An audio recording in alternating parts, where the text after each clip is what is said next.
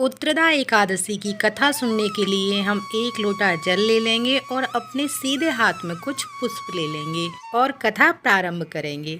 द्वापर युग में महिष्मति नाम का एक राजा था जिसकी बागडोर राजा महाजीत के हाथों में थी। राजा महाजीत धन ऐश्वर्य संपत्ति से परिपूर्ण था, लेकिन पुत्रहीन होने के कारण वह सदा चिंतित रहता था।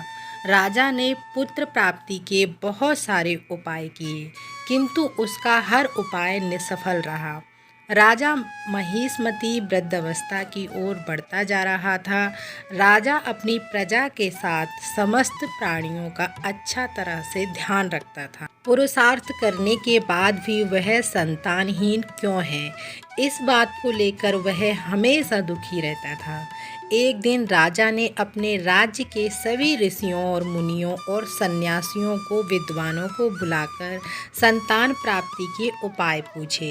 राजा की बात सुनकर सभी ने कहा कि हे राजन, तुमने पूर्व जन्म में एकादशी के दिन अपने तालाब से एक गाय को जल नहीं पीने दिया था, जिसके कारण की वजह से गाय ने तुम्हें संतान ना होने का श्राप दिया था।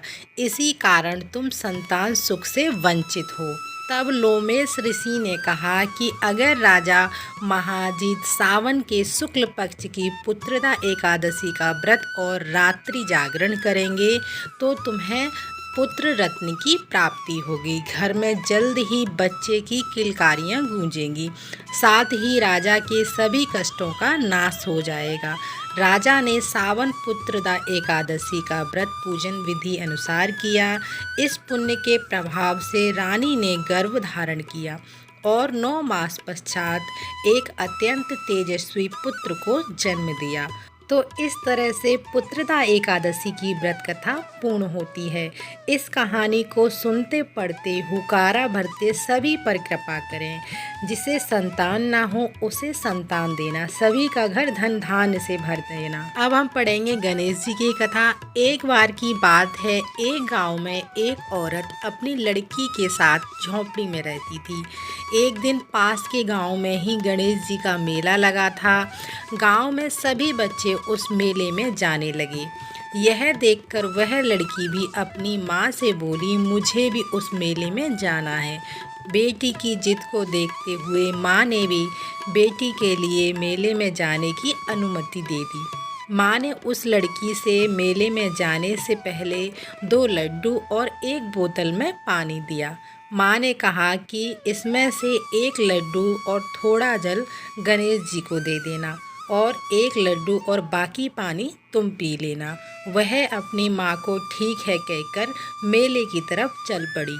मेले में जाकर लड़की मेला देखने लगी। इसके बाद शाम हो गई। सभी लोग मेले से घर की तरफ जाने लगे। तभी लड़की को अपनी माँ की बात याद आई।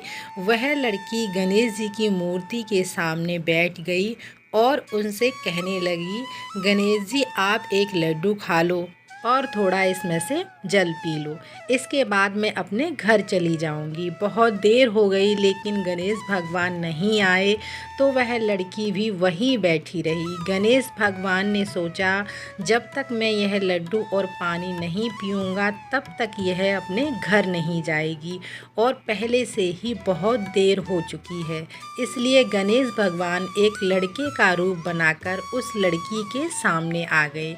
उन्होंने लड़की से 1 लड्डू लेकर खा लिया और पानी पी लिया। इसके बाद गणेश भगवान उस लड़की से बोले कि तुम जो मांगना चाहती हो मांग लो। लड़की मन ही मन सोच रही थी कि अब मैं इनसे क्या मांगूं, घर मांगूं, धन मांगूं, अच्छे कपड़े मांगूं। वह यह सोच रही थी कि गणेश भगवान बोले, तुम घर जाओ, तुम्हारी सारी इच्छा पूरी हो जाएगी। उन्होंने उस लड़की को कहा कि तुम अपने घर जाओ, तुमने जो सोचा है वह पूरा हो जाएगा। इसके बाद वह लड़की अपने घर चली गई।